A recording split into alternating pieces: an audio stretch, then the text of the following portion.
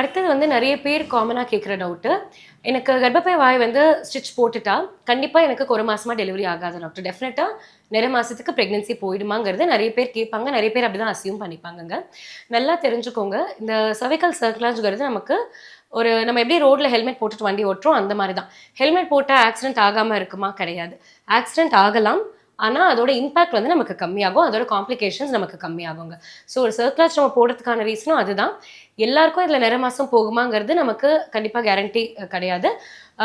Most of the times போயிடும். நமக்கு pregnancy push ஆயிடும். பட் ஒரு சில பேருக்கு பார்த்தீங்கன்னா, என்னதான் ஸ்டிட்ச் போட்டாலும், இன்னும் கூட ப்ரீடம் டெலிவரிக்கான ரிஸ்க் வந்து இருக்கலாம். ஆனா, அந்த ஸ்டிட்ச் போட்டிருக்கும்போது நமக்கு பிரெக்னன்சிய ஒரு 4 to 6 வீக்ஸ் எக்ஸ்ட்ரா தள்ள முடியும். ஃபார் எக்ஸாம்பிள் இப்போ ஸ்டிட்ச் இல்லாம ஒரு சிலருக்கு 24, 26 வாரத்திலேயே கர்ப்பப்பை வாய் வந்து விரியணும் அப்படின்னு இருக்கு அப்படின்னா, அதே பிரெக்னன்ட் மதருக்கு நம்ம ஸ்டிட்ச் போடும்போது, மேபி நமக்கு எக்ஸ்ட்ரா ஒரு 4 ஆர் 6 வீக்ஸ் டைம் வந்து கிடைக்கலாம். அண்ட் நெறைய பேருக்கு நிற மாசத்துக்கு பிரெக்னன்சியும் ப்ரொலாங் ஆகலாம். ஸோ இது நமக்கு எவ்வளோ தூரம் பிரெக்னன்சி தள்ளுதுங்கிறது, அந்தந்த பிரெக்னன்ட் லேடிக்கான ரிஸ்க் ஃபேக்டர், அவங்களோட வெயிட் எவ்வளோ, எத்தனை பேபி கேரி பண்றாங்க, பேபியோட வெயிட் என்ன, மத்த பிரெக்னன்சில இருக்க ரிஸ்க் ஃபேக்டர்ஸ், ஸோ இதெல்லாமும் பேஸ் பண்ணி இருக்கு.